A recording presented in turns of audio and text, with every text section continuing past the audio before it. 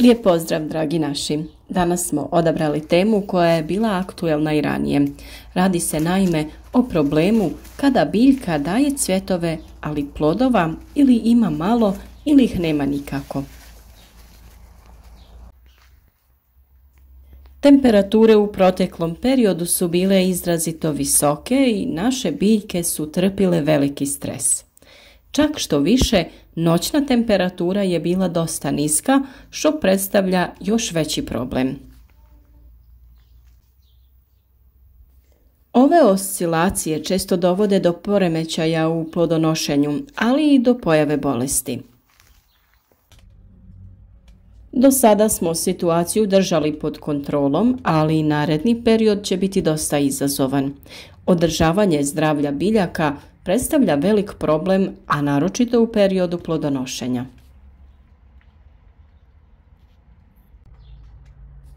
O bolestima smo već govorili, a do kraja ovog videa pokušati ćemo vam opisati razloge zbog kojih krastavac ima cvijeta, ali plodova ima jako malo ili ih nema uopšte.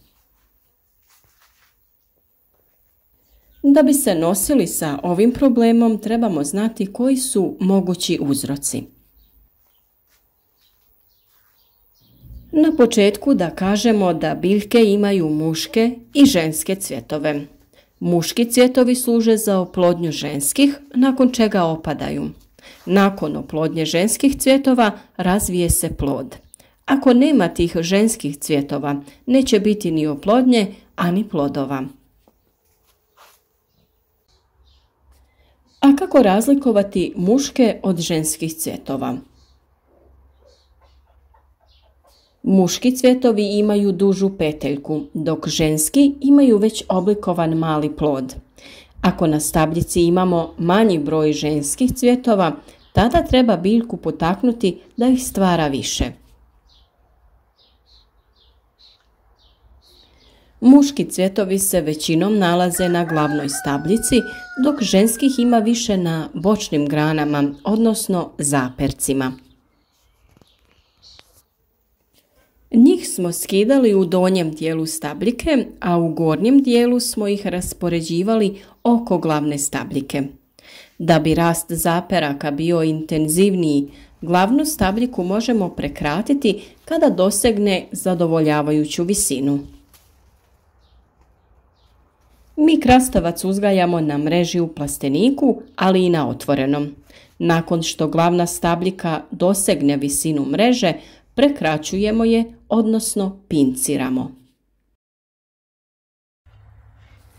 Neke od zaperaka skraćujemo, a neke puštamo da rastu preko mreže ili da se spuštaju nazad. Ovo je dobro rješenje nakon što uklonimo stare ili bolesne listove sa donjeg dijela stabljike. Novi listovi popunjavaju prostor i biljka nastavlja sa razvojem. Naravno, kod velike količine lista dolazi do zagušenja i nekim listovima fali svjetlosti. To naime dovodi do odumiranja određene količine lisne mase. Naravno, to predstavlja manji problem od stvaranja prevelike vlage u zatvorenom prostoru. Sve te bolesne listove treba redovno uklanjati, a preporučuje se da se radi preventivni tretman protiv bolesti. Mi smo koristili sodu bikarbonu i ulje nima. U početnom stadiju, kada nema cvijeta i plodova, možete koristiti i neki fungicid. Često biljke ne stvaraju cvjetove, što je također uzrok nezametanja plodova. To se može događati ako se biljka pretjerano hrani azotnim hranjivima, to jest ukoliko ima prevelika količina dušika. Prevelika količina ovih hranjiva dovodi do intenzivnog razvoja lisne mase i stabljike. Zbog toga se preporučuje ravnomjernija ishrana NPK hranjivima, u kojoj su zastupljeni fosfor i kalij te drugi mikroelementi. Sjeme također može biti uzrok ovog problema. Ako je sjeme staro ili čuvano u neprimjerenim uslovima, mogući su poremećaji u plodonošenju biljaka. Prilikom kupnje sjemena treba obratiti pažnju na vremenski rok koji je predviđen za upotrebu. Ako sami ostavljate sjeme, pobrinite se da to pravilno uradite, odnosno pustite da sjeme prođe kroz prirodni proces fermentacije. O temi uzimanja i čuvanja sjemena smo pričali u našim videima. Potražite te videe na našem kanalu i proširite svoje znanje o uzgoju biljaka. Ne zaboravite ispod videa označiti like da bi podržali naš rad, a biti će nam drago ako nam ostavite i komentar i napišete nešto o vašem uzgoju biljaka, od kud nas pratite ili ako imate neko pitanje, slobodno nam pišite. Sljedeći razlog loše oplodnje cvjetova ili slabijeg zametanja plodova jeste zalijevanje hladnom vodom. Mi za zalijevanje koristimo vodu koja najčešće stoji 24 sata u cisternoj. To je dovoljno da joj se temperatura promijeni, a najbolje bi bilo za zalijevanje koristiti kišnicu.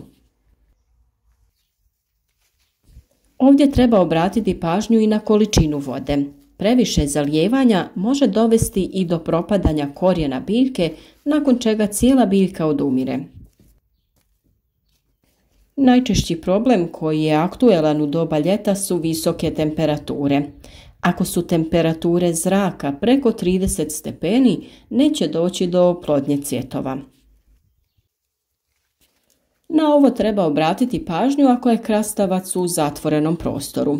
Pravovremenim otvaranjem i prozračivanjem plastenika, ali i postavljanjem zasjene smanjujemo temperaturu.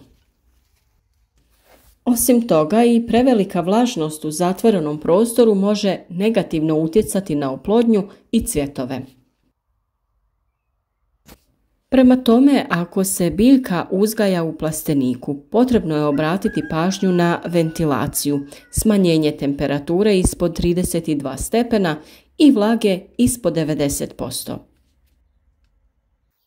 Za prihranu krastavaca, ali i drugih biljaka, koristimo hranjiva koja sadrže fosfor, ali i mikroelemente poput bora, koji je jako bitan za zametanje plodova. A za sam razvoj ploda bitni su kalij i kalcij, pa samom primjenom hranjiva gledamo da u njima imaju i ti mikroelementi koji su bitni za razvoj cvijeta i novih plodova. Pojava truleži i drugih oboljenja na biljkama također mogu biti uzrok slabe oplodnje.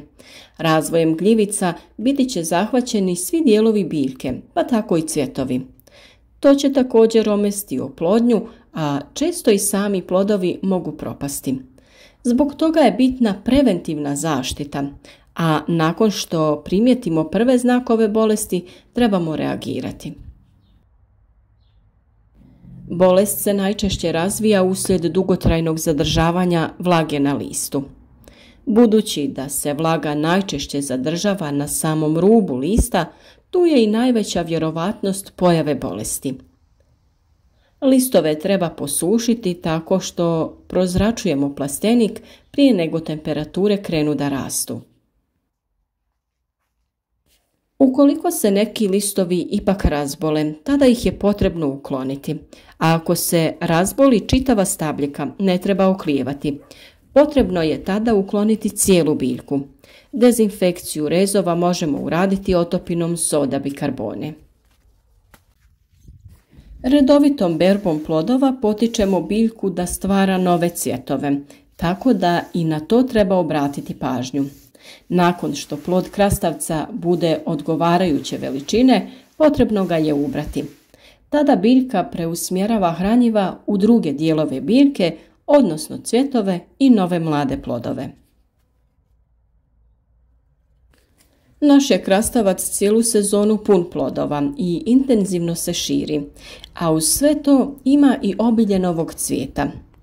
Osim problema sa širenjem bolesti na listovima, koje se nadamo da ćemo uspjeti spriječiti, naši krastavci bi trebali stvarati nove plodove još dugo vremena.